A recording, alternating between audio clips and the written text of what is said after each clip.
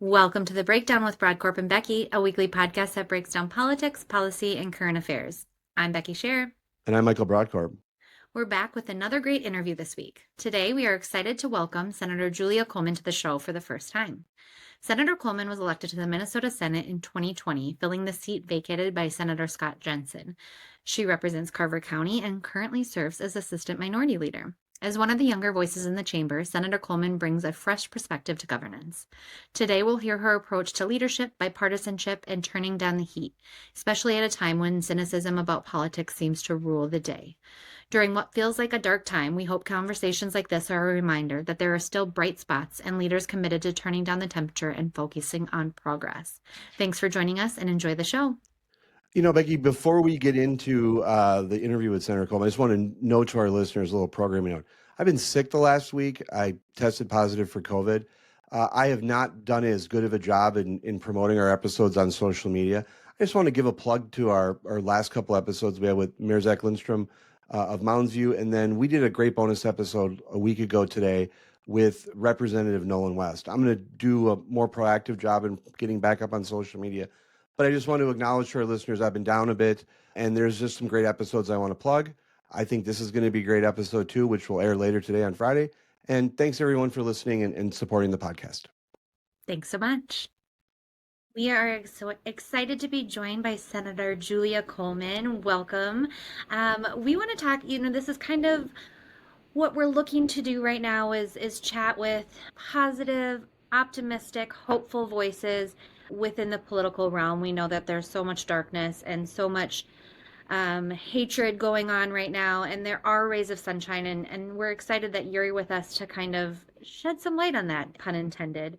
But I want to start with, you're one of the younger voices, but also been a very loud, dynamic, loud in the best possible way.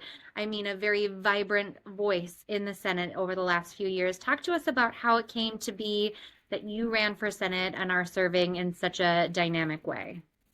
I think everyone was really surprised when the announcement came out that I was going to be running, because if you're unfamiliar with the backstory of my family, I actually met my husband interviewing him as he was a candidate running against then candidate Scott Jensen for that state Senate seat.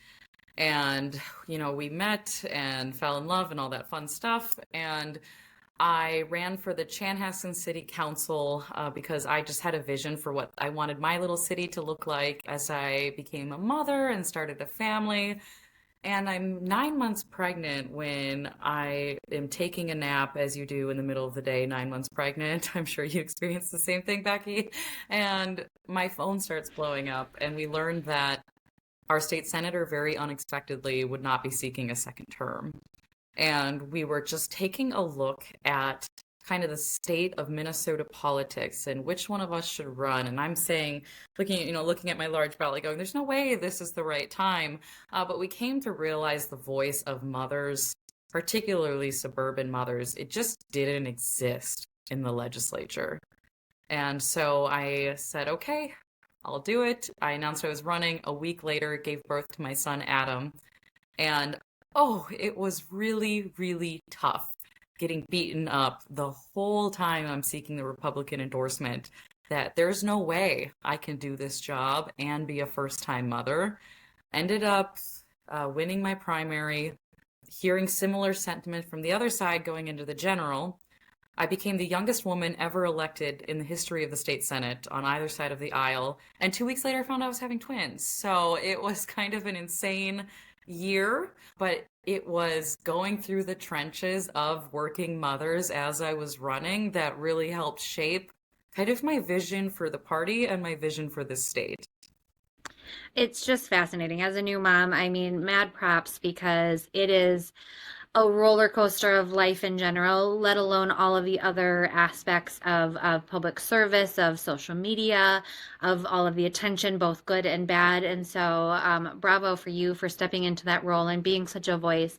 Michael and I talk so often about the importance of suburban women, suburban voters in general, but especially suburban women, and how they're really the decision makers in a lot of our elections up and down the ballot. And I think it's such a vital role to have a young suburban woman in roles like this and to have a voice for all of us. So I think that's just fascinating. In this political climate, how do you balance that, making sure you're having a voice? And what would you say to other young folks, young mothers or mothers to be, or parents in general who are thinking about running for office, but kind of turned off by the political climate as it stands? If you want to see change, you have to be a part of that change. And sometimes that is stepping up and being the candidate. And sometimes that's sacrificing one Tuesday night in February and a couple of Saturdays to pick the candidates that you think are going to best represent you and your family. I always tell voters, if you show up on election day and you're wondering, how did these people even get to be the Republican and the Democrat on the ballot? Then you are months behind, months behind. And so if you, no matter what side of the aisle you are on, if you want to learn how to pick quality candidates, my DMs are always open to people looking to get more involved in the political process. What I would tell young parents that are looking at elected office is the deciding factor for me was there was a lot going on in the world. COVID started happening, and I was up at night wringing my hands going, do I want to be the mother that's worrying or the mother that's doing something? And I always kind of chuckle when people give me props because I mean, Becky, as you mentioned, you have a 5-month-old and you're still here doing this podcast. I mean, moms and parents, we just find a way to get it done. But it's important to have realistic expectations. And so there is going to be a time near the end of April and mid-May coming up here that I am not necessarily at home every single night. And I have to go be assistant minority leader. I have to go be a senator. And then there are times that I have to go miss something, a local event in the district, because my kid has a soccer game and I'll be damned if I miss it. And so you're going to always feel like you're failing at both, but that's okay because nobody expects perfection in either area. I heard it put one time about we're all juggling balls. Some are plastic, some are glass, and you just have to make sure those glass ones are the ones that always remain up in the air. And some of them are always gonna drop, but there's those priorities. So it's a good reminder to all of us. Yes, absolutely. Plastic things that I thought were glass were 8 hours of sleep, clean house, a spotless vehicle, laundry not piling up, a healthy, nutritious meal, 3 meals a day, 7 days a week. These are all things that are plastic, I have realized. The glass is that my constituents feel taken care of and my kids feel loved. Love it. You mentioned being the youngest woman to serve in the Senate on either side of the aisle. Mm-hmm. Talk to us about navigating that with folks that are both just a little older and some that are significantly older. And what are some of those kind of generational differences that you found in leadership styles, and how do you navigate that with, building the bridges, but also making your own place there? There was definitely a learning curve coming in because some people that have been there for decades and don't necessarily understand the impact that a legislator can have going around the Capitol and going to social media and directly to the voters didn't quite understand the importance of that. And so it was a lot of standing up in caucus saying, each and every one of us needs an Instagram page. Some of you don't even have Facebook. We need to reach people where they're at, particularly if we want to talk to young suburban moms. And now there's people, unfortunately, not on my side of the aisle, but there are people coming in younger than me that are closer to my little sister's age who don't even have a Facebook. They're on different platforms. And so it's teaching them how to not just be this activist wing, but to lead with grace and to be a statesman and to remember that there is actually a Capitol here. And so there's people that I think if you've been there a while, it's just the Capitol and nothing else. And the newer group coming in, it is just social media and nothing else. And it's showing people that, well, we have to put work into both. I think one thing that we also hear a lot of these days for parents and so I worked in Republican partisan politics, and one of the things that really wore me down for a while was the social media aspect of it and the haters that come out of the woodworks and the things that you see every morning when you wake up said about you. Talk to that about that balancing approach of being a public figure on social media, being a parent, and maybe some of the nervousness. I know you have young kids, and hopefully things get a little more healthy in the internet world by the time our kids are moving into it. But how does that impact you, and how do you kind of rise above some of that and just stay focused on your principal goals and path forward? One of the best pieces of advice I got from my father-in-law was you could be the most beloved president in the history of the United States right now, and almost half the country will still think you are wrong and terrible and hate your guts. And so for me, I have people that monitor the comment sections for me. I don't need to see every single person's opinion about everything I have to say. And if it's important enough to them, they'll pick up the phone and call or write my Senate email. But in the era of anybody can go make a Twitter account and have a fake name and say the worst things they've ever thought of. I mean, I'm going to level with you. One of the things flagged for me recently was somebody saying they wanted to remove every single one of my limbs and posted my address. And that's something that got forwarded to law enforcement. But there are things just shy of that that are absolutely terrible. I don't need that filling my brain. And so I post what I believe, and I have a team of people that if there is something really important going on in the comments, they'll let me know. But I don't need that in my brain and in my life. What is most important to me is what I hear when I go out into the community, go door knocking, because it's so important to remember that the internet is not real life. And, you know, you were talking about the era of safety. My kids are probably going to be the last one with cell phones in their class. And I'm okay with that. I'm okay with them saying, you know, I hate you and you're so uncool and all of that. And when you have a cell phone, you leave it on the kitchen table at night. That's going to be a big rule for me. And then we trained all our family members as well, especially in this era of safety and concern, is we never post anything about where they go to school. And I would tell every parent to follow the same rule. You know, you see those little boards, first day at whatever school. No, nope, just first day of school. And we, you know, if we take pictures at their school, I go in and manually blur out everything in the background.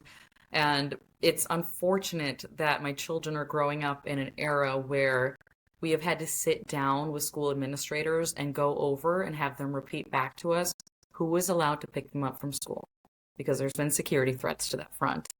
They keep an extra eye on them on days where we've gotten threats to the point where troopers are at their house. And so it's not just social media that's scary and stressful. It's the whole world. And in an era where people are shying away from politics, I would encourage them to dive even further in, because if all the good people get scared out, who's left?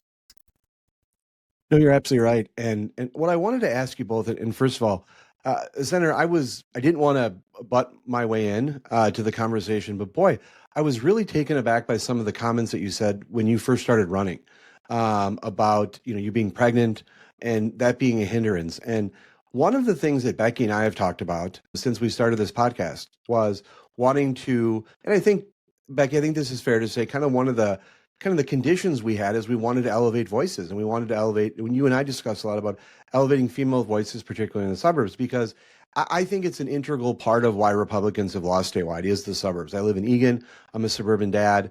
I think the greatest political education that I've had was not anything I ever did in politics, Senator or Becky, which was going to PTA meetings, going to, you know, coaching hockey, coaching baseball, being a parent, going to, you know, neighborhood events. That's where, you know, I think I've really become more grounded politically.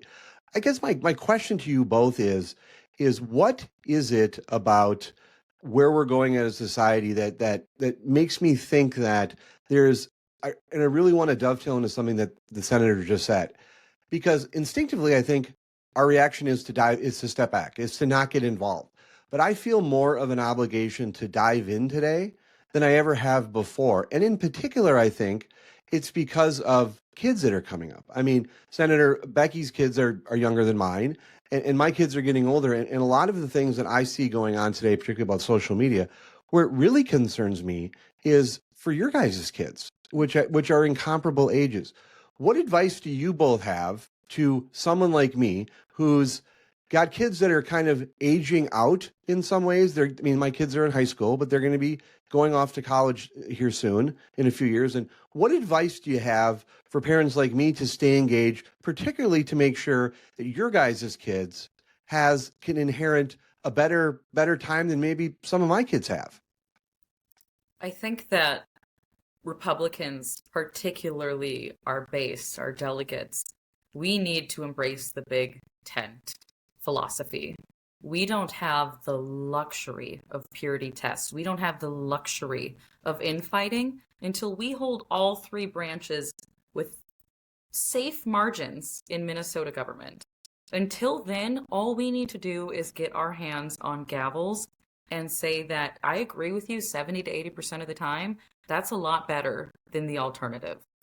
And so there needs to be people like yourself, Michael, and people that are sick of how the party has been trending or just sick of the infighting to dig in their heels and say, nope, I'm coming out to caucus. And if you are going to shame me, then we need people like myself, elected officials, and other people involved in the Republican Party to say, don't you dare push a single person out of this tent. Because if you do, then you're responsible for what happens under a Democratic trifecta.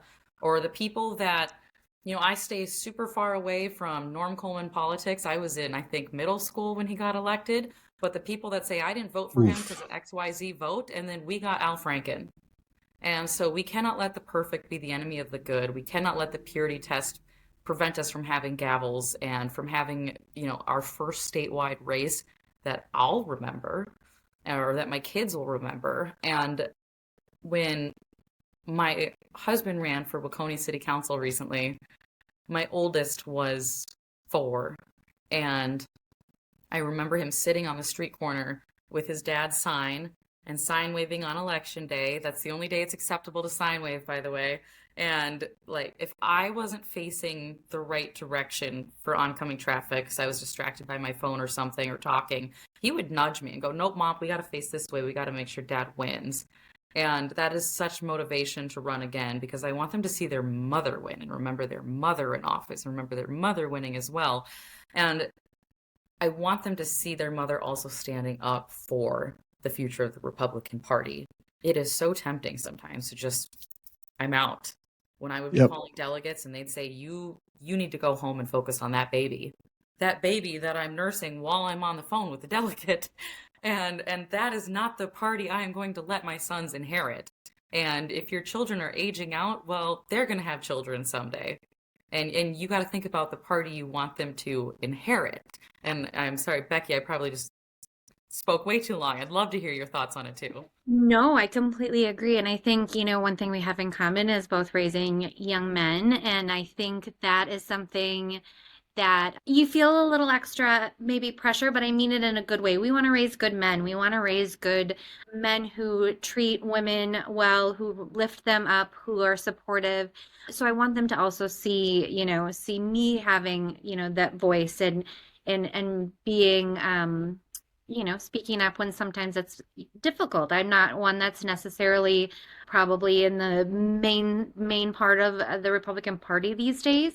But I think like you mentioned, and this is something Michael and I spoke of after the last or during the last election cycle, and I didn't participate in caucus for the first time in a while. And to your point of we can't allow ourselves, like I shouldn't allow myself to be pushed out just because I don't necessarily feel like I'm 100% the brand of this Republican. If I want to have people like me have a voice, you do kind of need to go, dive head first. And so it is a good reminder that if you want to make change, sitting there and complaining about it is not going to get anything done. You need to have action and to take steps towards that. And so it's not always easy. It's tough, but it is impactful and going to hopefully change things, maybe not tomorrow, but for 2, 4, 10 years down the line. Absolutely. And I agree that our jobs are very important, and our number one goal right now is to raise good men. And my most favorite example was, Adam, my oldest son, he's got dimples, he's adorable, and he was talking about this little girl that had a crush on him at school and how he didn't want to talk to her anymore. And I said, oh, no, no, no, no, honey, that's not what we're going to say, because that's going to traumatize her the rest of her life. We're going to say simply, I think you're very pretty and very smart, but mommy said I cannot have a girlfriend. Would you like to be my best friend, though? And so, I'm constantly thinking about that next generation of men and women, and how are we treating them to treat other people? And also, how are we examples of not giving up when we truly believe in something? Bravo. Bravo, Senator. Bravo, Becky. Thank you both. Thank you. Kind of continuing on this path of what the future looks like, the future of our party. Obviously, we know here in Minnesota, Republicans have not had the best history. I know that the party itself has changed a lot since I started paying attention. I'm sure the same is since, in the last 10, 15 years of your memories of it as well.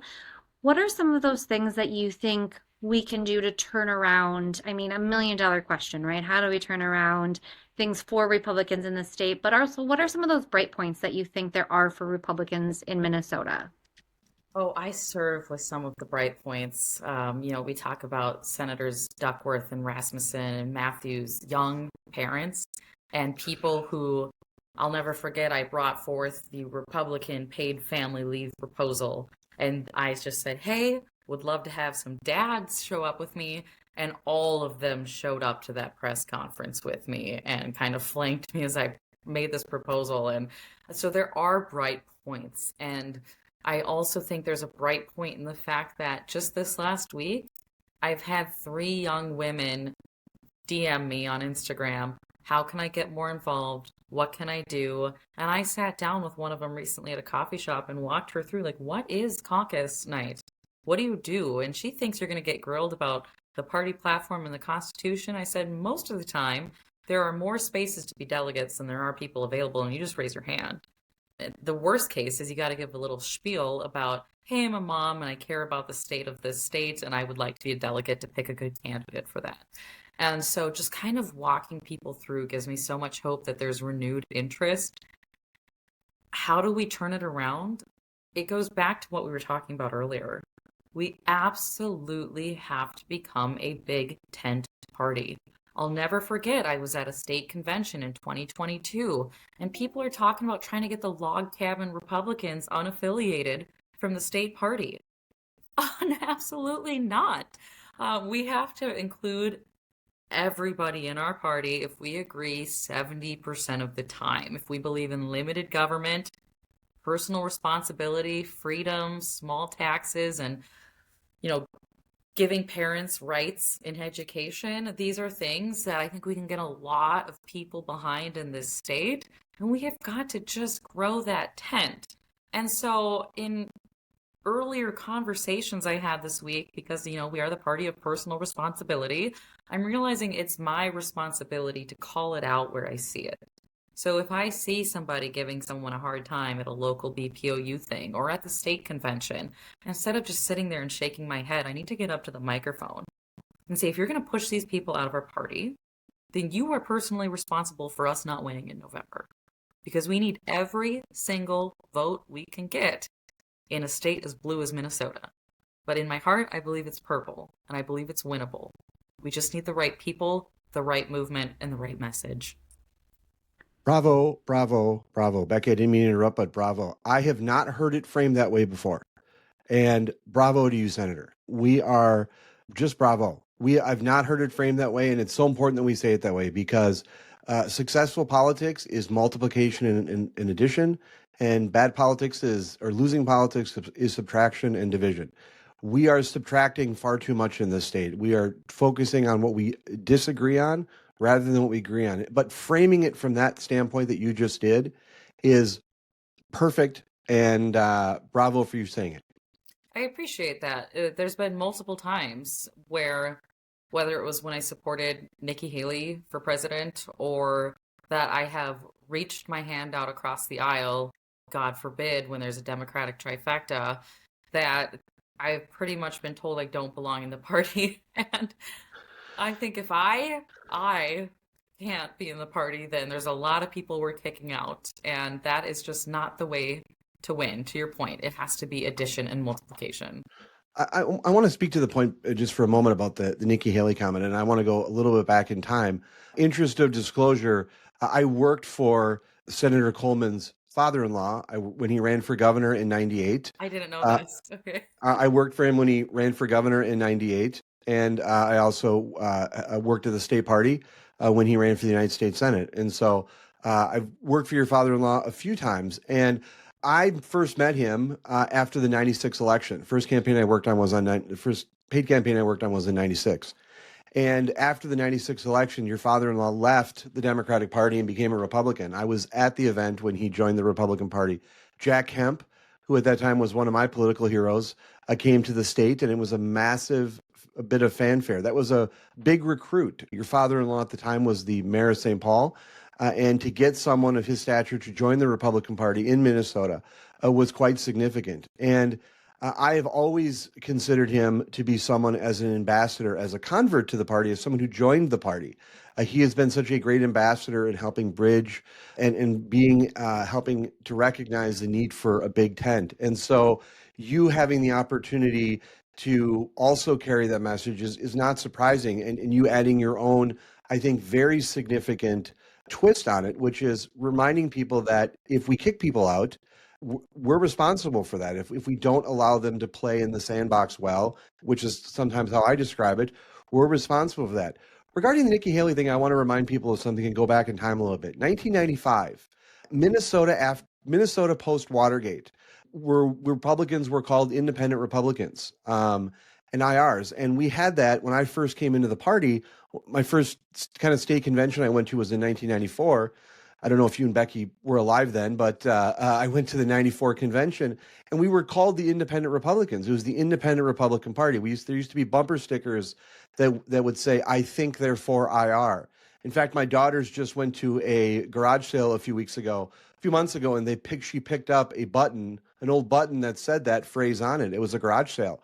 I think, therefore IR. At the '95 state convention, which was an off-year convention held in Mankato, the Republican Party changed their name from the Independent Republican Party to the Republican Party. The keynote speaker at that convention was Phil Gramm, United States Senator from Texas. Minnesota was Phil Gramm country in '95. That was the lead up to the '96 election. Guess who wasn't the nominee for the Republican Party in '96? Phil Gramm. But this was a Phil Gramm state. Phil Gramm did very well. He came up here, he campaigned. Bob Dole eventually became the nominee in '96 and ran with Jack Kemp. And so to think that anyone who supported Phil Gramm should be kicked out of the party or should be isolated, it's a point that I have never understood. There are people in this party. Nearly every successful politician at the national scale, including the vice president, has had criticism with the incumbent president, Donald Trump. And people have made the determination to support him. And so I just wanted to offer a bit of historical context that in '95, this was a Phil Gramm state. And everyone inside the party apparatus who could support his candidacy did. He made a big play here in Minnesota. It didn't work. But those were good Republicans. Those were people that were our allies, our friends, and our neighbors. And they supported the presidential nominee, Senator Bob Dole, then in '96. And it was that's the way the process worked. That's what you have these intramural contests for, is so Republicans can decide. But it's Republicans who stick there at the end and who support. They need to be supported. And some of us didn't make that decision. I was a Republican for Harrison Walz. But others who supported Nikki Haley, supported other candidates, Marco Rubio, all of them have came together and then supported Donald Trump. And so I think any mindset that we have inside the Republicans in the state about ostracizing Nikki Haley supporters or alienating them is simply, it's bad strategy, but it also historically makes no sense. So we need to do better about that. I wholeheartedly agree. And there was a number of Republicans, elected officials, that said, I would love to support Nikki Haley, but I got to keep my powder dry. And my thought was, thank goodness you weren't around at the time of our founding of our nation, because you're kind of a coward and you have to be willing to say what you believe. my support for Nikki Haley had nothing to do with Donald Trump other than I looked at the numbers in the suburbs and I went, there's no way we're going to have a Republican majority in this state if he's at the top of the ticket. And I was right about that. And sure enough, I'm at his inauguration, I'm at his luncheon, I'm wishing him the best. I pray for him every single day to be a good, strong leader. I love what he does for Israel, and I support a number of his policies. And it wasn't anything personal. It was me looking at who I thought could spread the Republican message in a way suburban mothers could listen to and hear and actually understand. And to be ostracized for that is just beyond belief. And again, it gets back to we have to be able to fight like family and say, I disagree, I think this is the better candidate. And then at the end of the day, all row the boat in the same direction and make up like family does. We forget that last part of making up like family does, and we get splintered and fractured. And the Republicans, if we don't stop infighting, we may as well just hand Democrats the key to the governor's mansion for the next several decades. Because if we don't stop infighting and present a message and a unified front for voters, and when you show up at conventions, it's, I am so happy you are here. Not, are you really a Republican? Are you really? You seem like a rhino. You don't support this candidate, you're a rhino, you should leave. Getting people to come out to these conventions is like pulling teeth if they're new or they experienced it one time and had someone screaming in their face because they had a different belief. It has to be like when you go to church and we are just so happy you are there.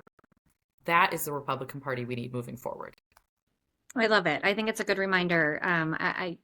Not a lot of people remind it or look at it that way, right? That you supported Nikki Haley and that had nothing to do with how you felt about Donald Trump. It was about the message. And we talk about that a lot, about the message and the messaging that we need this party to have and to use going forward, especially when we're talking to young voters, especially when we're talking to suburban parents, and something that I think Republicans have struggled with over the last few years in particular is really getting that message to resonate within the suburban ring. How do you think, or what do you do in your role? Obviously, you represent the suburbs.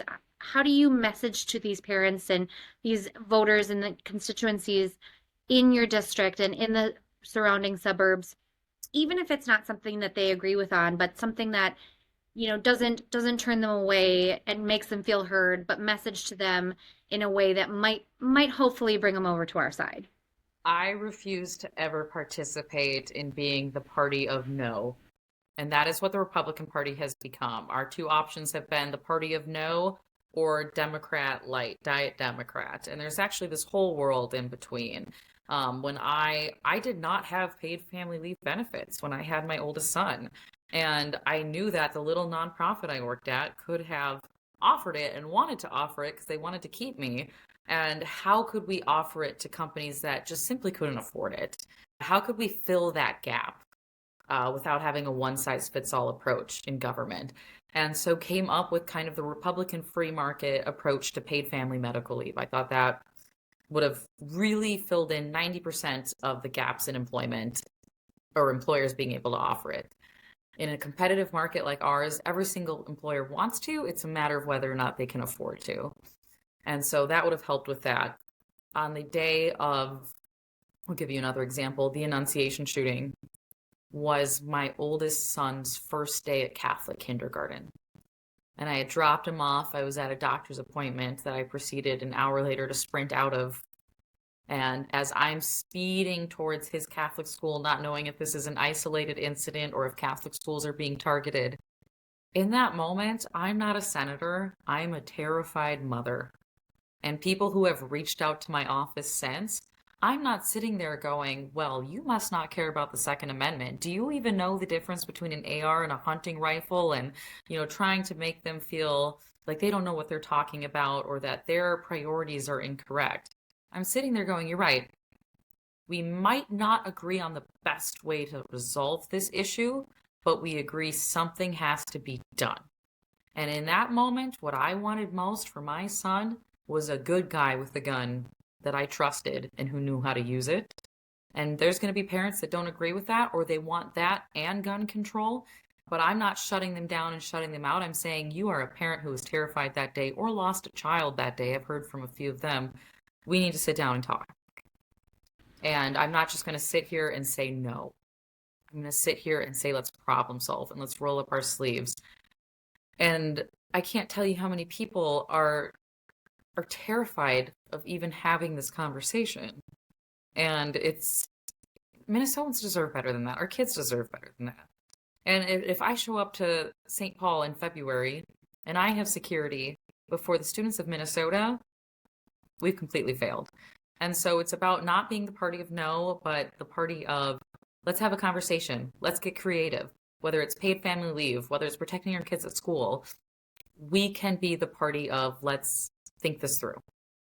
I think that's such an important thing is having the conversations. That's what we like to do on this podcast of people we agree with, but also people we disagree with, and just being able to have comfortable conversations and respectful conversations with people, regardless of where they fall on the political spectrum. And one person, obviously, that we've heard a lot about lately that encompasses that is Charlie Kirk. Now, I know from your post, you posted that he gave you one of your first jobs, I believe, in politics.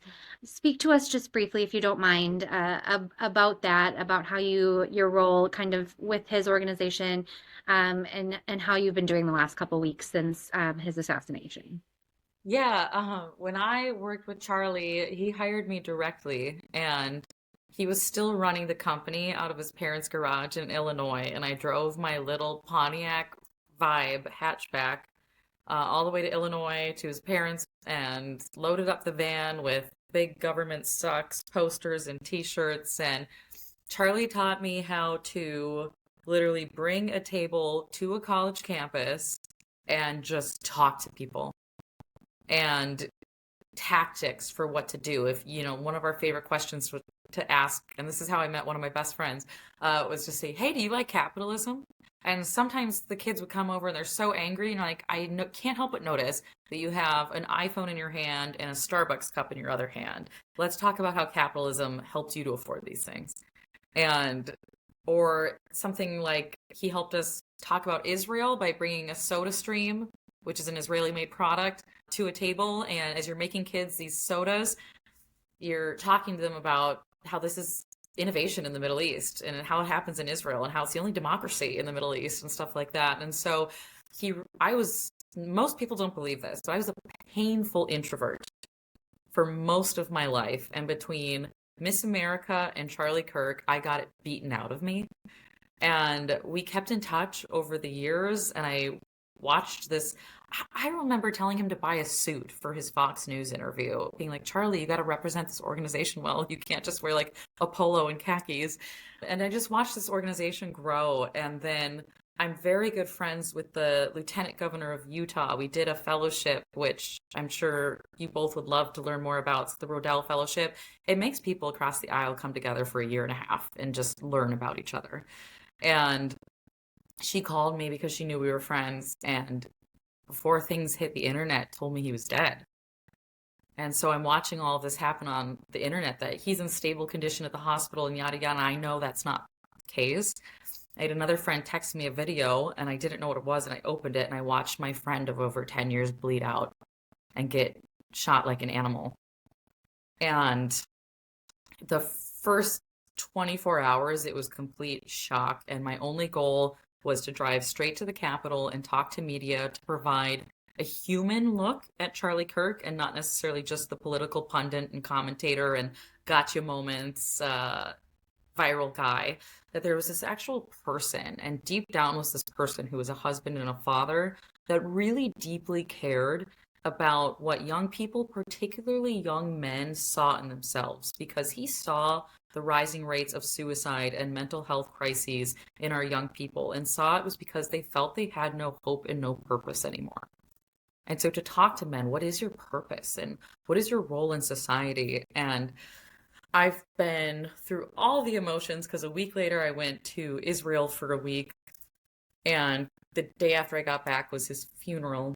And there is a gap in people's teenage sons, and they're telling me, where else can my teenage sons look for guidance now on what to do with their lives and who to be? Because they would listen to that podcast every single day, and now they have nothing, but they probably all saw that video. I do believe that voice is going to come back. Somebody is going to pick up that blood-stained microphone and keep speaking.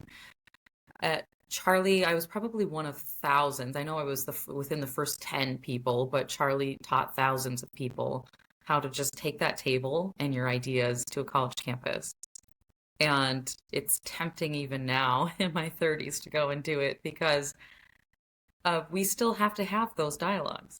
All Charlie wanted was for people to talk to each other and to not just get caught in our little bubbles. And so it's been really rough, but also constant inspiration to say what I believe fearlessly. I'm sure there's things I've said here today that might have been a little more cautious to say, but in Charlie's memory, may I never withhold speech out of fear. Thank you for sharing that. I think it is great to bring a humanizing aspect and a personal story to this all. It's obviously a very tragic situation, but like you, I've long thought that I can learn more about my own stances and views by having conversations with folks who are on the other side, and I think it really can, it's not deteriorating what I believe in. It can actually help, make that a little stronger by having those conversations and figuring out those little pieces. Because I think at the end of the day, when you have those conversations, are reminded that we all want good drivable roads. We want the economy to be prosperous and thriving. We want our schools to be educating our children to read, write, light years ahead of where they should be. We all want good things. It's just a matter of how we get there that differ. And I think once we have those conversations and you kind of bring down those walls a little bit, we do kind of come back together with that. And it's certainly a loss for that public discourse that he provided so much support for. So thank you for speaking to that. I do, just in the last couple of minutes we have here, want to turn to the Capitol a little bit and the path forward. We know Governor Walz is running for his third term. I just want to get your insight a little bit on what do you think that the Minnesota voters should look at when determining whether Governor Walz gets a third term or whether a Republican is elected to the governor's office. I think that depends so much on the Republican that we put on that ballot. With Walz, people know what they're getting because we've done 2 terms of it before. And so what I think they're going to want to see in a Republican candidate is consistency in messaging, very much so, consistency in messaging, a willingness to not shy away from reaching out across the aisle. And I can't tell you how many people in the suburbs are independent and they just want to know that you're going to work together, you're going to hear all sides, and you're not going to be blinded to just one party's platform, because the idea that one party has every single answer for every single problem is dangerous, in my opinion. Not everybody has all the answers. It's impossible to do. And then I think that they have to get involved. If you are interested in seeing a more independent, Republican-leaning candidate, well, then you need to show up at caucus night and you need to help pick who's going to be the Republican on the ballot. We need somebody who's going to be civil and decent. I can't tell you how many political careers I have watched crumble because they try to be Donald Trump. There is only one Donald Trump. I remember even in the 2016, and Marco Rubio tried to be Donald Trump in the last few weeks before he bowed out. It just did not go over well. Every candidate needs to be authentically themselves. And I don't think we've seen the full field yet, whether we're talking about U.S. Senate, governor, you name it. I think a lot of people are just kind of waiting to get through the holiday season and then dive right in. And so I think we're going to see a big field, and Republicans, again, we can fight like family, getting those candidates on the ballot. But once they're on the ballot, we have to fight like, or make up like family and move forward. We need to make sure we have a big tent. We need to make sure we are bringing new people in and a variety of voices and opinions. We don't have to agree with them all. We just have to agree we don't want to see what we ever saw happen under the Democratic trifecta happen again. And so that is my hope and prayer for the party. And maybe it's naivety, but I'm going to be an eternal optimist.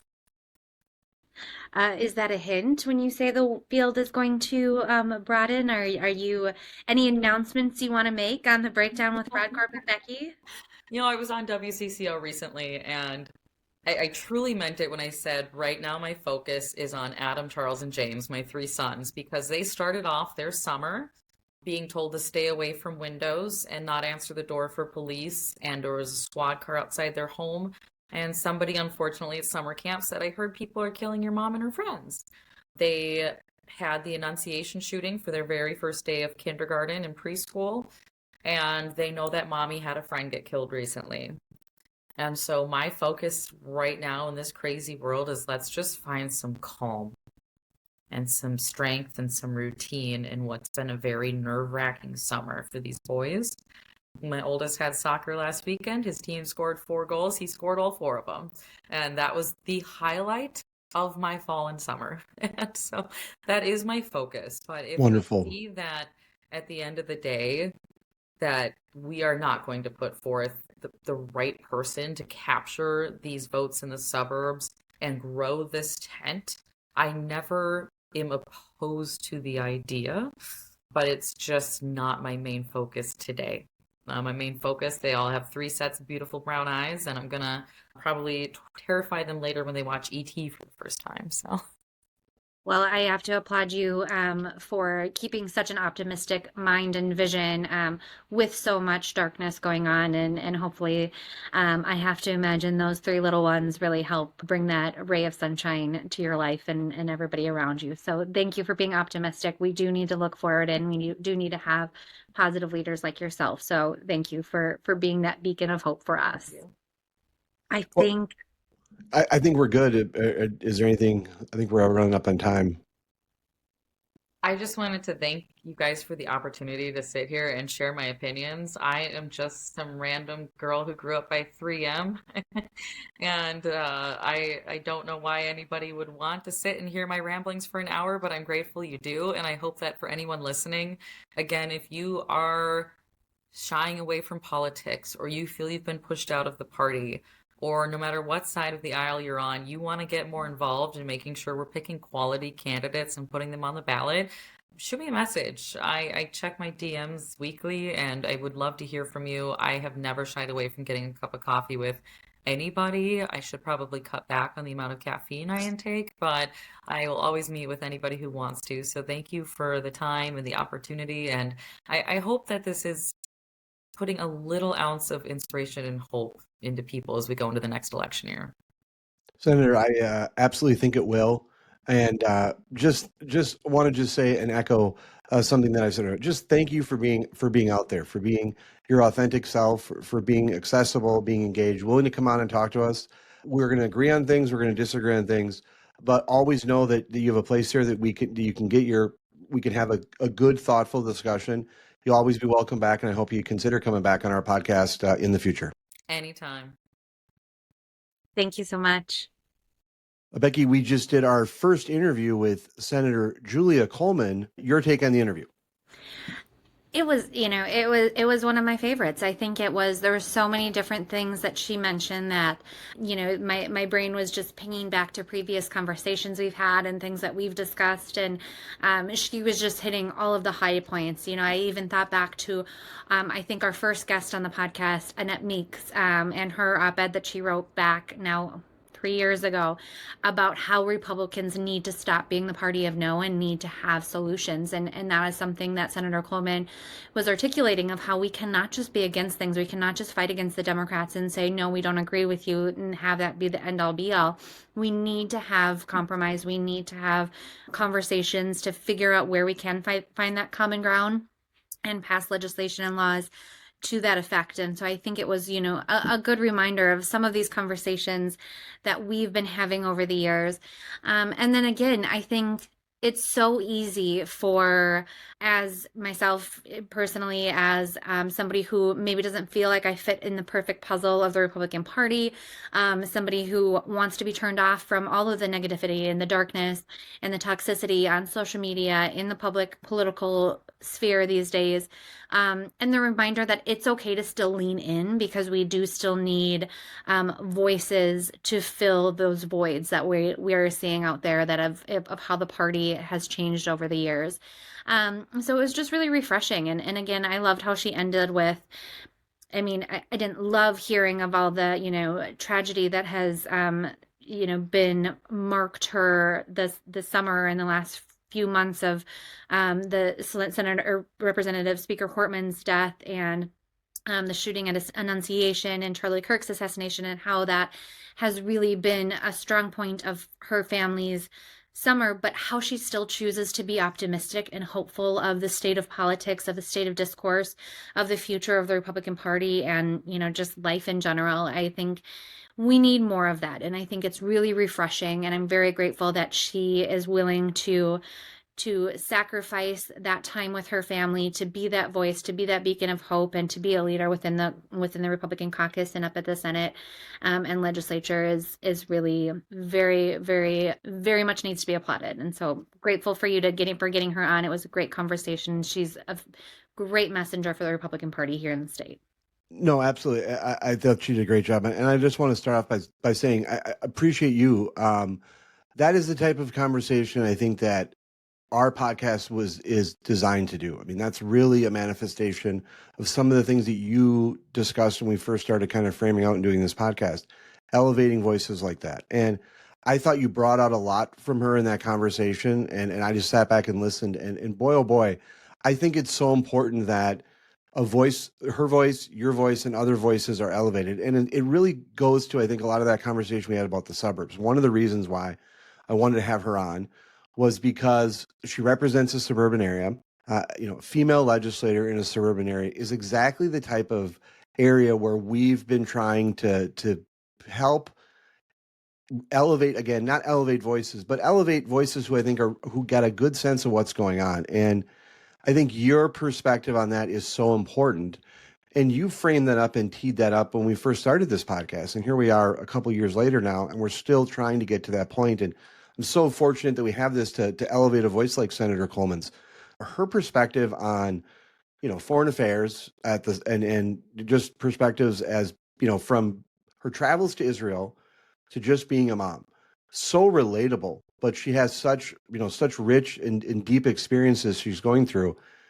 I just, as she was talking and I was listening, kept going back to, boy, this is someone who could run statewide, should run statewide. And I hope that we have the type of Republican Party that can recognize the quality of someone like that that's on the bench.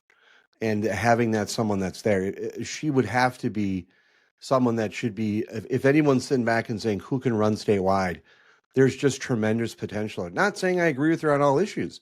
There's not a candidate out there I agree with on all issues. But boy, oh boy, in terms of her ability to connect, tell stories, and to connect and message, that's something that you said a few months back that that's really kind of stuck in my brain, is how you articulated that some of the best ways for Republicans to connect with voters is to tell stories and to tell stories and life experiences. And it's one of the most profound things I think you've ever said, one of the most profound things you said on the podcast, and it's really reframed it. And so hearing her just do that, going through and talking about whether it was a trip to Israel, whether it was, first day of school, Annunciation shooting, being a mom, and trying to balance everything through that kind of narrative storytelling, I think is incredibly powerful. And I think that it was a real treat to have her on the podcast. Love to have her back, but boy, oh boy, if you look at some of the people that we've highlighted, she's certainly going to be someone that should be considered to be a statewide candidate and someone who's got tremendous potential to help pick up some of those voters in the suburbs, which is something you and I have talked about for a long time. Absolutely. It's just we certainly need to have her back. We didn't get into any of the plethora of issues that the legislature has dealt with, will be dealing with. Conversation just was flowing so well. I think half of our outline was just kind of fell off the table. So we'll need to come back there. But you're right. I mean, we need those strong messengers who can connect, who can relate, because that's something that the Democrats have just really truly excelled at. And with so much heightened feeling and emotion in everyday life, and in particular in politics these days, that is a way we really can get our policy points across is by keying into those heightened emotions and feelings of voters across the table, but of course those swing voters that we know exist in the suburbs. So thank you, Senator Coleman, for coming on, and hope to definitely speak with her again in the future. One thing I want to just pivot before we go to maybe my favorite subject this week, second favorite subject. But one thing I want to talk about is, as I mentioned, I've been down sick for the last week. I tested positive for COVID. And boy, if you looked at the videos of those episodes we filmed last week, you could tell that I'm not well. I was really not well, but I've been down. And something I'm not trying to spring this on you, but something I just wanted to mention is, as I've been down kind of convalescing, and I'm a terrible person when I'm sick. I can't rest and be sick. But I've been thinking a lot about the podcast and our discussions. And one of the things that we did last week is, and something we want to talk about, is we want to elevate voices and we want to focus on the positive. The other thing that I think that we need to do, that you and I should do more of, and it's something that we've done, is get more to those panel discussions that we have. Because one of the things that I think you and I do a very good job of, because I went back and listened to them in kind of prep for this.